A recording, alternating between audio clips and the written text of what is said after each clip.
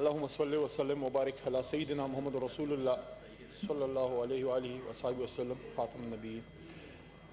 سب سے پہلے تو میں یہاں ایک اور بھی بات کرنا چاہوں گا۔ کل جناب آنریبل سینیٹر صاحب نے، سراج الحق صاحب نے ایک ایشو بچیوں کا ریز کیا LHVs کا، اور یہاں پہ اور بھی ہمارے سینیٹر صاحبان نے اس کا ذکر کیا، اور جس طرح کل میں نے آپ کے سامنے اس بات کا اظہار کیا تھا کہ ہم ان کے ساتھ ڈائیلاگ میں ہیں، کنسلٹیشن میں ہیں اور ڈسکشن میں ہیں، اور اللہ تعالیٰ کے کرم سے کل نیگوسیشنز جو ہیں وہ کامیاب ہوئیں، اور وہ جو کمیٹی وزیر اعظم صاحب نے بنائی ہے اس کو انشاءاللہ امپاورڈ کمیٹی ہے، ان کے ساتھ بیٹھے گی، ڈسکشن کرے گی، انشاءاللہ ان کے مسائل جو ہے اللہ تعالیٰ کے فضل سے حل ہوں گے، اور سارے صوبوں میں چاہے سندھ ہو، بلوچستان ہو، خیبر پختونخوا یا پنجاب میں، AJK اور گلگت بلتستان میں بھی جی کہیں ہماری حکومت نہیں بھی ہے، وہاں کی حکومت کے ساتھ بھی ہم ان ایشوز پہ بیٹھیں گے اور کوشش کریں گے، کیونکہ LHVs lady health workers, lady health visitors جو ہیں وہ جن حالات میں وہ کام کر رہی ہیں چاروں صوبوں میں اور باقی 2 اکائیوں میں بھی،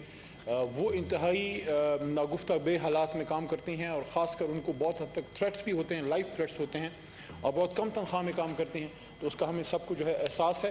سب سے زیادہ خوشی کی بات یہ تھی کہ مسائل انشاءاللہ ان کے حل ہو جائیں گے، لیکن جو خواتین کل رات کو گئی ہیں، پھر ڈسٹرکٹ ایڈمنسٹریشن کو میں اپریشیٹ کرتا ہوں، انہوں نے ان کی واپسی کا ان کو میں نے کہا انتظام کیا، تو ہماری سب کی مائیں بہنیں تھیں، اور ان کی واپسی میں ہی ہم سب کی عزت کے ساتھ جانے میں عزت تھی، انشاءاللہ ان کے مسائل حل ہوں گے۔ میں شکریہ ادا کرتا ہوں یہاں فورم پہ آپ لوگوں نے اس کو ریز کیا، اور یہی ایک ایکچوئل پرپز ہے ان بڑے بڑے ایوانوں کا کہ عوام کے مسائل وہاں پہ حل ہوں۔ بیرامن تنگی صاحب نے بات کی ہے، اور میں سمجھتا ہوں کہ یہ بڑا مناسب وقت ہے کہ اس پہ اپوزیشن کی طرف سے ایسی ایک کالنگ اٹینشن آئی ہے، اور بالکل ضروری ہے کہ ہم اس پہ اپنی پوزیشن کلیئر کریں۔ حالانکہ وزیر اعظم پاکستان جناب عمران خان صاحب نے اس نے جب گفتگو کی ہے کنونشن سینٹر میں، تو اگر کسی نے اس کو غور سے سنا ہو تو اس میں وضاحت ہو گئی ہے، اور میں سمجھتا ہوں کہ بہت حد تک کلیئرٹی آئی ہے کہ جو کنفیوژن کا اظہار اس کالنگ اٹینشن میں کیا گیا، کچھ سیاسی باتیں کی گئی، ظاہر ہے اس سیاسی آدمی ہم نے کرنی ہے باتیں، لیکن اس کی وضاحت ہو گئی ہے۔ سب سے پہلی بات جناب چیئرمین صاحب یہ ہے کہ علامہ اقبال رحمۃ اللہ علیہ نے فرمایا تھا کہ خرد کو غلامی سے آزاد کر، خرد کو غلامی سے آزاد کر، جوانوں کو پیروں کا استاد کر۔ دنیا میں جو بھی بڑی تحریکیں آئی ہیں جناب چیئرمین صاحب، وہ ہمیشہ نوجوان لے کے آئے ہیں ود ایبل لیڈرشپ، اور جب یہ نوجوان اکٹھے ہوتے ہیں، اور ان کو اچھی ایک لیڈرشپ ملتی ہے، تو وہی علی گڑھ تحریک محمد علی جناح قائد اعظم کی رہنمائی میں پھر تحریک پاکستان بنتی ہے، اور پھر دنیا حیران ہوتی ہے کہ 7 سال کے اندر انگلش مائٹ کو بھی شکست ملتی ہے، اور RSS اور جناح محمد علی جناح صاحب کی لیڈرشپ میں RSS کو اور وہ اس زمانے کی تمام کانگریس لیڈرشپ کو شکست ہوتی ہے۔ ایک آدمی جو ہے وہ شکست دیتا ہے، لیکن پیچھے اس کے ساتھ طاقت ہوتی ہے نوجوانوں کی، جنہوں نے بر صغیر کے کریا جا کے یہ بات کی کہ بٹ کے رہے گا ہندوستان اور بن کے رہے گا پاکستان۔ اسی طرح پاکستان کو جو نوجوانوں نے بنایا، جب کچھ عرصے بعد مشکل حالات ملک پہ آئے تو باوجود تمام اختلاف کے، میں اکثر بعض چیزوں پہ بڑا کرٹیسائز بھی کرتا ہوں، جو 71 کا ڈیبیکل ہوا اس میں ذوالفقار علی بھٹو صاحب کی سیاسی کردار پہ تنقید ہمیشہ کرتا ہوں، لیکن جو کریڈٹ ان کا ہے وہ بھی ہے، اور وہ یہ ہے کہ وہ پھر دوبارہ پاکستان بننے کے 25-30 سال بعد ایک اور یوتھ مومنٹ کو انہوں نے لیڈ کیا اس زمانے میں، اور یوتھ کو ساتھ لے کے پھر ایک نظام میں یہ تبدیلی لے کے آئے کہ میں سمجھتا ہوں کہ غریب کے منہ میں اگر اس زمانے میں کسی نے آواز دی ہے، اس کی زبان کو آواز دی ہے، وہ بھٹو تھا اس وقت۔ تو اسی طرح اس کے ٹھیک 40 سال بعد ایک اور شخصیت اٹھی، اور اس نے 22 سال جدوجہد کی، اور ان نوجوانوں کو اٹھایا، یوتھ کو اٹھایا، یوتھ مومنٹ کو اٹھایا۔ ہمیشہ ملکوں کو بناتی یوتھ ہے۔ اب یہ کوئی ایسا کانسیپٹ جناب عمران خان صاحب لے کے نہیں آئے جو کہ نوول کانسیپٹ ہے۔ یوتھ پہ ٹرسٹ کرنا ہمارا دین ہمیں سکھاتا ہے، مفکر پاکستان سکھاتے ہیں، ہمارا ماضی قائد اعظم کی کامیاب تحریک سے کامیاب تحریک اور کوئی نہیں ہے پچھلے 100-120 سالوں میں، کہ نظریے کی بنیاد پہ ایک ملک بنا، یا اسرائیل بنا یا پاکستان بنا ہے، لا الہ الا اللہ محمد رسول اللہ کے نام پہ۔ اس لیے ہم نظریات کی اختلاف رکھتے ہیں آپس میں، اور اس لیے وہ ہمیں اپنا دشمن بھی سمجھتے ہیں۔ پتہ نہیں یہاں پہ لوگ کیوں کنفیوژن پھیلاتے ہیں۔ ہم اسرائیل کو اپنا دشمن نمبر 1 سمجھتے تھے، ہیں اور رہیں گے، کیونکہ ڈیوڈ بن گورین نے وہاں بات کی تھی سن 1969 میں پیرس میں سوربن یونیورسٹی میں کھڑے ہو کے کہ پاکستان ہمارا دشمن ہے، پاکستان ہمارا نظریاتی جواب ہے، اس نے کہا تھا، ہم بھی اس کو دشمن سمجھتے ہیں۔ تو نظریے کی بنیاد پہ جو ملک بنا یوتھ نے بنایا، اور یوتھ کو اور عوام کو ساتھ ملا کے ایک تحریک چلانا، ایک نیشنل کاز کے لیے کھڑا کرنا یہ کوئی it's not a reinvention of the wheel. رضاکاروں نے ہمیشہ پاکستان میں کردار ادا کیا ہے. سب سے پہلی بات تو یہ ہے, میں آنریبل سینیٹر صاحب بہرمن تنگی صاحب کی اس بات سے میں اتفاق نہیں کرتا. ٹائیگر فورس تحریک انصاف کے ورکر کی کوئی ذیلی تنظیم نہیں ہے. پہلی بات تو یہ ہے. جب ٹائیگر فورس جناب وزیر اعظم صاحب نے بنانی چاہی, جب اس کا اعلان کیا, اس پورٹل کو اوپن کیا اور اس میں جو کوائف جمع کیے جاتے تھے, آپ کا نام کیا ہے, ولدیت کیا ہے, کس ڈومیسائل کیا ہے, اور آپ کا NIC نمبر کیا ہے, اسی طرح کی معلومات, فون نمبر, کسی نے کبھی یہ نہیں پوچھا کہ آپ کا تعلق کس جماعت سے ہے. تو یہ it is open for all the Pakistanis. تو اس میں تمام across the social circle, across the parties اور اکراس دی ایتھنک کمیونٹیز اور تمام صوبوں سے لوگ اس میں شامل ہوئے. ہاں, اس بات کا میں اقرار ضرور کروں گا کہ اس میں وہ لوگ جو عمران خان صاحب پہ ٹرسٹ کرتے ہیں ان کی اکثریت شاید زیادہ ہو جو وہاں پہ آئے ہیں, لیکن جس بھی شخص نے پاکستان کے لیے مشکل صورتحال میں کوئی کردار ادا کرنا چاہتا ہے یا چاہا اس وقت جب کرونا کا ایشو ہوا, بیسیکلی اس وقت اس کو یوز کیا گیا تو وہ اس میں رجسٹر ہوا, تو سیاسی بنیاد پہ اس کی رجسٹریشن نہیں ہوئی. نمبر 1, یہ اس طرح بالکل نہیں ہے جس طرح مرحوم ذوالفقار علی بھٹو صاحب کے دور میں FSF بنی جو پیورلی پیپلز پارٹی کے ورکرز کی بنیاد پہ بنی تھی. ایسی کوئی بات نہیں ہے, اس میں سب لوگوں کے لیے اوپن ہے. اس is not a political forum. Number 1. Number 2, رضاکار ہر ملک میں, جناب چیئرمین صاحب, ہر ملک میں رضاکار اپنا کردار ادا کرتے ہیں اور پاکستان میں بھی کیا.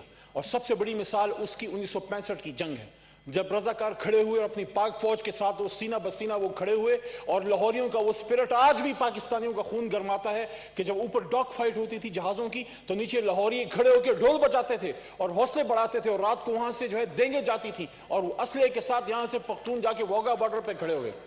تو میں یہ کہنا چاہتا ہوں کہ رضاکاروں نے ہمیشہ کردار ادا کیا.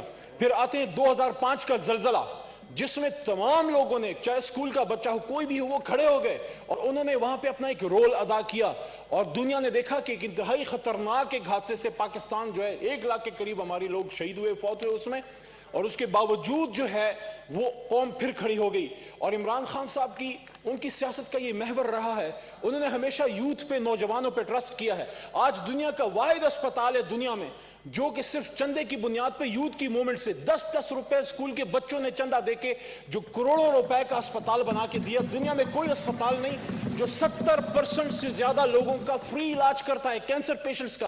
اللہ تعالیٰ کسی کے گھر میں یہ پیشنٹ نہ لائے. وہ ایک اور ایگزامپل ہے یوتھ موومنٹ کی. مجھے یاد ہے we were school going kids and college going students in those days, جب وہ موومنٹ عمران خان صاحب نے چلائی اس زمانے میں کوئی وہ پالیٹکس میں نہیں تھے, اور پاکستانی غریب لوگوں پہ انہوں نے ٹرسٹ کیا, یوتھ پہ, students, college students, school students اور یونیورسٹی اسٹوڈنٹس پہ ٹرسٹ کیا اور آپ کے سامنے بنا کے دکھا دیا. دین سیم گوز فار نمل, اس میں بھی انہوں نے انویسٹمنٹ اپنے بچوں سے, ملک کے بچوں سے انویسٹ کیا, اور اسی طرح سے اس موومنٹ کے لیے انہوں نے یہ چوز کیا کہ پاکستان کے نوجوانوں کو اس میں انکلوڈ کریں. ایک یوتھ موومنٹ کے ذریعے پاکستان کے مسائل میں رضاکاروں کو لے کے آئیں. اور جناب چیئرمین صاحب, یہ دوبارہ میں آپ کو ایک ایگزامپل دیتا ہوں. یہ جو DRCs ہوتی ہیں, جو کسی بھی پولیس اسٹیشنز کے ساتھ آپ کی کمیونٹی ہوتی ہے, یہ جو جرگا سسٹم ہے, یہ جو ہمارے بوائز اور اسکاؤٹس اور گرل گائیڈز ہوتی ہیں, یہ جو آپ کے مختلف جرگا سسٹم اور پنچایت سسٹم ہے, یہ سارا جو گورنمنٹ سٹرکچر سے باہر ہو کے والنٹیئر بیس پہ سارا ہوتا ہے. اور سب سے بیسٹ جو ایگزامپل ہے اس کا جیوری سسٹم ہے. جناب چیئرمین صاحب, کوئی تنخواہ کچھ نہیں ملتی. آپ UK لیگل سسٹم کو جا کے دیکھیں, امریکہ میں جیوریز بیٹھتی ہیں سر, عام لوگ آ کے وہاں اپنا رول پلے کرتے ہیں. تو عمران خان صاحب نے یہ جو ایک بہت بڑا ایک کرائسس ٹینشن ابھی ختم ہو جائے گی, پھر بات کریں. مولانا صاحب تشریف رکھیں, اور پاکستان کی عوام کو اس میں تشریف رکھیں سینیٹر صاحب, پلیز ٹائم نہ ضائع کریں. اس کا جواب کمپلیٹ سنیے, میں آپ کے جواب کے لیے دوبارہ بیٹھوں گا, میں آپ کی بات پوری سنوں گا, بیچ میں نہیں بولوں گا. تو میں یہ عرض کرنا چاہتا ہوں کہ جب کرونا کا ایشو آیا, آج دنیا اس بات پہ پاکستان کو اپریشیٹ کرتی ہے کہ جہاں امریکہ رہ گیا, جہاں UK رہ گیا, جہاں ہندوستان رہ گیا, اللہ کے کرم سے اور آپ کے ہم سب کی محنت سے اور یوتھ کی انکلوزیونس سے, عوام کو شامل کرنے سے, اللہ تعالیٰ کے کرم سے کرونا کو اللہ نے شکست دی. ہم نہیں کہتے ہم نے شکست دی, ہم نہیں کہتے کریڈٹ عمران خان کا ہے, لیکن اس کرائسس سے نکلنے میں لیڈرشپ کا کردار عمران خان صاحب نے ادا کیا, اور انہوں نے سمارٹ لاک ڈاؤنز کی بات کی, اور ابھی پہلے سے وارن بھی کر رہے ہیں کہ ہم نکلے کرائسس سے, لیکن اب دوبارہ اگر کرونا پیشنٹس بڑھنا شروع ہو رہے ہیں تو پہلے سے ہم احتیاط کریں, پہلے سے وارن کر رہے ہیں. تو اس وجہ سے یہ حکومت ایسی ہے جو انکلوسیو ہے, جو عوام کو ان کا رائٹ دیتی ہے, ان کو انکلوڈ کرتی ہے ہر چیز میں, اسی لیے وہ چاہتے ہیں کہ اس میں اپنا رول پلے کریں. اب یہاں پہ اب دیکھتے ہیں کہ جو کورونا ٹائیگر فورس کے بعد اب یہ جو ٹائیگر فورس دوسرا رول پلے کرے گی وہ کیا ہے. ایک عام پاکستانی ہے, کسی جماعت سے اس کا تعلق نہیں ہے جناب چیئرمین صاحب, عام پاکستانی ہے, national I D card holder ہے, دکاندار ہے, اسٹوڈنٹ ہے, کوئی بھی ہے, اس کا یہ رائٹ ہے کہ وہ with due restrictions جہاں جانا چاہتا ہے وہ جا سکتا ہے. آرٹیکل 15 رائٹ آف موومنٹ کی بات کر رہا ہوں. اس کا یہ رائٹ ہے عام پاکستانی کا جناب چیئرمین صاحب کہ وہ انفارمیشن لے میرے سے لے کہ تم منسٹر آف پارلیمنٹری افیئرز ہو, تمہاری منسٹری کا کام کیسے چلے. You can write an application and I am bound to respond. اس کا یہ رائٹ ہے کہ کسی بھی سرکاری دفتر میں جا کے کسی چیز کا پوچھے یا کسی بھی علاقے میں جا کے اپنے رائٹس کا پوچھے. Article 19A right to information gives a right to every Pakistani with some restrictions کہ وہ جا کے وہاں پہ چیک کر سکے, پرائس چیک کر سکے. عام پاکستانی ہے, سبزی لینے گیا, گھی لینے گیا, آٹا لینے گیا, اس کا کسی جماعت سے کوئی تعلق نہیں ہے, کہیں جا کے ووٹ ڈالتا ہے, وہ بھی کہیں ڈالتا ہے, کبھی نہیں ڈالتا. اس کا رائٹ ہے کہ اس کو پرائس لسٹ دکھائی جائے, اس کا رائٹ ہے کہ اس کو بتایا جائے آٹے کی یہ پرائس ہے اور اس پہ بک رہی ہے. اگر وہاں پہ اور پرائسنگ ہوتی ہے, اور اس وقت ہم ٹائیگر فورس کے ممبر کی بات ہی نہیں کرے, I am talking about an ordinary Pakistani who is not political, who is apolitical, who is only interested in doing his job or doing his business, لیکن وہ بازار گیا ہے, اس کو کوئی چیز مہنگی ملی ہے, وہ کیا کرے گا؟ عام پاکستانی کیا کرے گا؟ کیا دکاندار کے گریبان میں ہاتھ ڈالے گا؟ نہیں. اگر وہ سمجھ بوجھ والا ہے, وہاں مہنگی چیز بک رہی ہے, وہ جا کے رپورٹ کرے گا, وہ وہاں کے اسسٹنٹ کمشنر کو یا میجسٹریٹ صاحب کو رپورٹ کرے گا, لوکل اتھارٹیز کو. ان کی پھر ریسپانسبلٹی ہے کہ آ کے پھر وہ کام کریں. تو جو عمران خان صاحب نے اس دن بات کی, جو عمران خان صاحب نے اس دن فیصل جاوید صاحب تشریف رکھیں, سینیٹر پیرامد دنگی تشریف رکھیں, کہ یہ جو ٹائیگر فورس کا کوئی بھی ممبر ہے اس کے پاس کوئی, سر آپ بات سن لینا, یہاں اگر آپ اس طرح کریں گے پھر آپ گلہ کرتے ہیں کہ یہاں پہ کسی کی بات نہیں سنی. جی پلیز آپ بات کریں, پھر یہاں سے شور ہوگا, وہاں سے شور ہوگا. ایوان بالا ہے جی, کچھ کرم کریں, کچھ مہربانی کریں. جی عمران خان صاحب نے کنونشن سینٹر میں جو سپیچ کی, اس میں کیٹیگوریکلی کہا ٹائیگر فورس کے ممبرز کو, مجھے پتہ ہے آپ کو عمران خان صاحب کے نام سے جو ہے وہ ایک کوفت ہوتی ہے. ظاہر ہے عمران خان وہ آدمی ہے جس نے مافیا کو توڑا ہے, جس نے سٹیٹس کو توڑا ہے, جس نے مجھ جیسے عام آدمی کے منہ میں زبان دی ہے. میں شاید کونسلر نہ بن سکتا, مجھ جیسے ڈاکٹر وسیم شہزاد جیسا آدمی جو شاید اس ایوان میں داخل نہ ہو سکتا, آج قائد ایوان ہے. یہ فیصل شہزاد جیسے عام اور مراد سعید جیسے عام لوور مڈل کلاس کے, ہم جیسے لوور مڈل کلاس کے لوگوں کو ان ایوانوں میں آپ کے ساتھ بٹھانے کا کریڈٹ تو جاتا ہے نا عمران خان کو, تو تکلیف تو پہنچے گی آپ کو.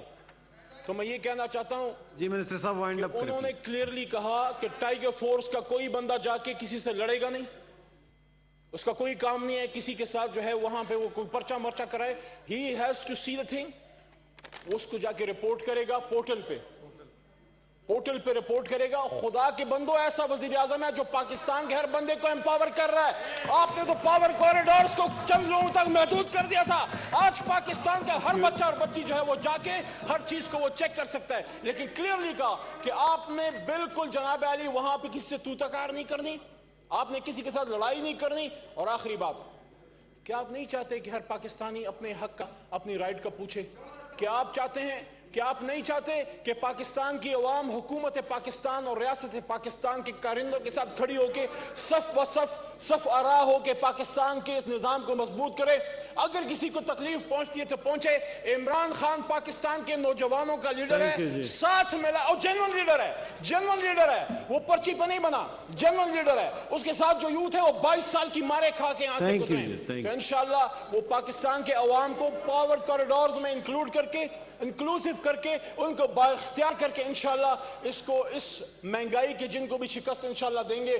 جب ہم نے اتنے بڑے بڑے جنوں کو اللہ کے حکم سے شکست دی ہے, مافیا ڈانس کو توڑا ہے, وہ مافیا ڈان جن کو سپریم کورٹ کہتی ہے کہ آپ مافیا ہیں, ان کے خلاف 22 سال کھڑا رہا. تو یہ مہنگائی کیا چیز ہے؟ اور میں ایک اور بات بھی, صاحب نے بات کی, میں انکار تو کرتا ہی نہیں کہ مہنگائی نہیں ہے, مہنگائی ہے, لیکن کس کی وجہ سے ہے؟ کہ عمران خان نے منی لانڈر کیا, کیا عمران خان نے سوئس بینکس بھرے, کیا عمران خان نے پیسے کمایا, کیا عمران خان نے پلاٹس بیچے, کیا عمران خان کا کوئی چینی والا ہے, چائے والا ہے, پاپڑ والا ہے, کون ہے اس کا منی لانڈرر؟ تھینک یو جی سر, 1 روپے کی کرپشن کو نکال کے دکھائے.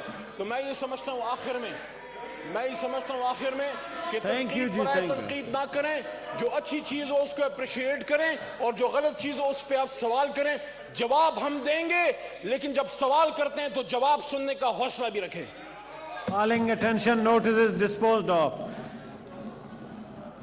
سینیٹر کلثوم پروین صاحبہ.